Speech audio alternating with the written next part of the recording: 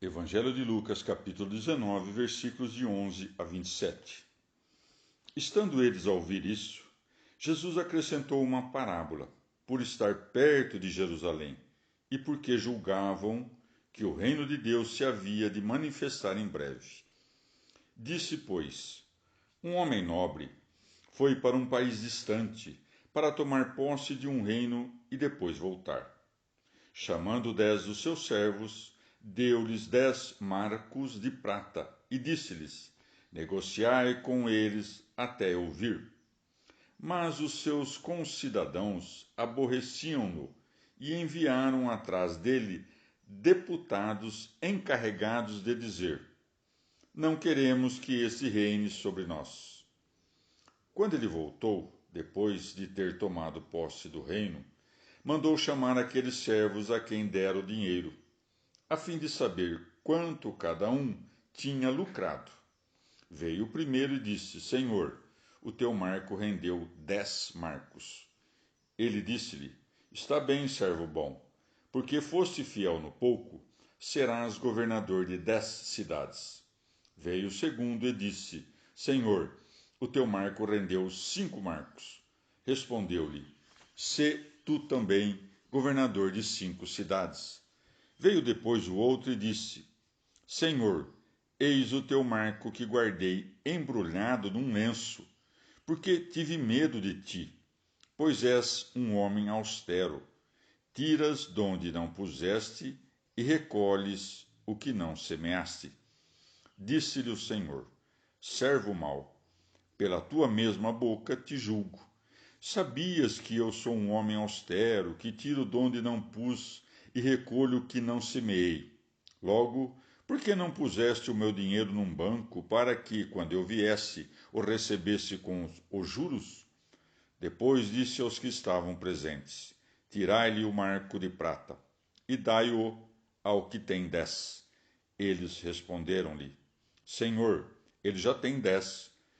Pois eu vos digo que a todo aquele que tiver se lhe dará, mas ao que não tem será tirado ainda mesmo o que tem. Quando, porém, há aqueles meus inimigos que não quiseram que eu fosse seu rei, trazei-os aqui e degolai-os na minha presença. Palavra da salvação. Comentário: Lucas 19, de 11 a 27. Santo Agostinho.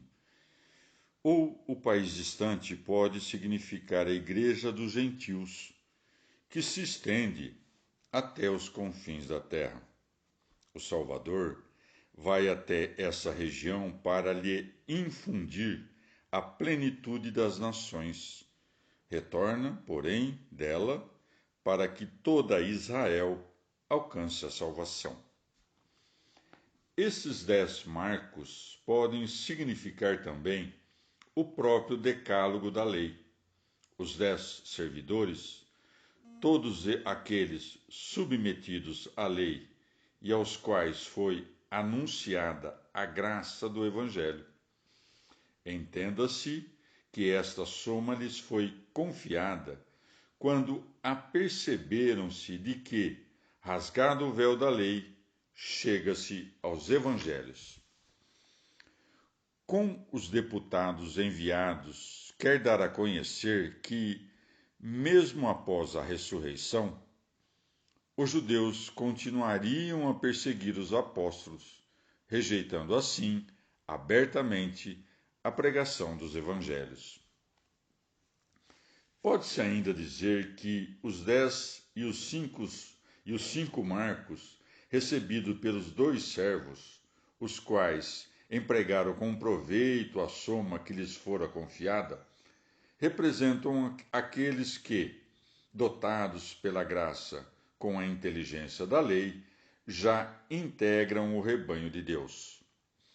Essa analogia se funda, para o primeiro, nos 10 preceitos da lei e, para o segundo, nos 5 livros de Moisés, encarregados de transmiti-la. As 10 cidades confiadas a um servo e as 5 confiadas ao outro dizem respeito a essas mesmas coisas. Isso porque a multiplicidade de interpretações possíveis que emanam à farta de cada mandamento ou livro, quando reconduzidas ou reduzidas a um só sentido, formam uma como que cidade para as inteligências, que aí vivem de pensamentos eternos. Com efeito, uma cidade não é, não é simples aglomeração quaisquer de entes, mas uma multidão de entes racionais unidos entre si pelos liames de uma lei comum. Os servidores, enaltecidos por terem feito frutificar o quanto lhes fora confiado, simbolizam os fiéis no futuro, a dar conta do bom emprego que fizeram dos talentos que lhes haviam sido confiados, ao multiplicarem as riquezas do Senhor, isto é, o número dos que nele creem. Aqueles, ao contrário, incapazes de prestar contas, são figurados aqui pelo servidor que preferiu guardar o marco embrulhado num lenço. Senhor, este é o marco que guardei embrulhado num lenço. Há, em verdade, quem caia no erro culpável de pensar que a cada um basta dar conta de si mesmo. De que servem, dizem estes, pregar aos homens e trabalhar pela sua salvação e ter de assumir diante de Deus a responsabilidade dos outros?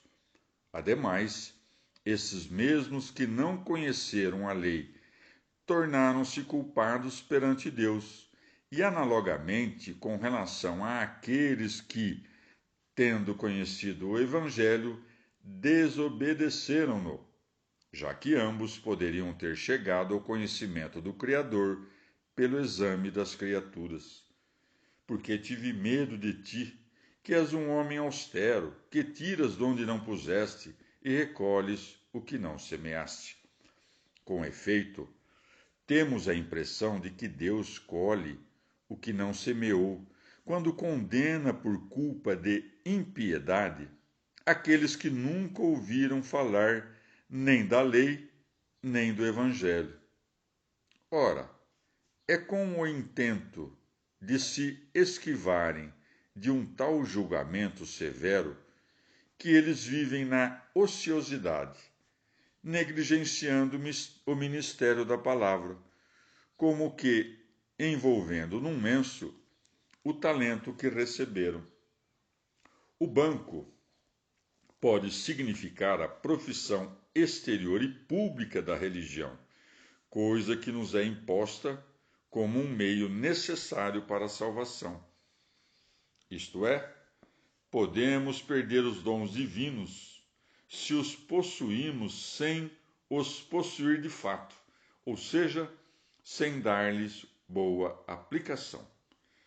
Quando, ao contrário, possuímos-los verdadeiramente, isto é, empregando-os devidamente, frutificam. Com essas palavras, designa a impiedade dos judeus que se não quiseram se converter a ele.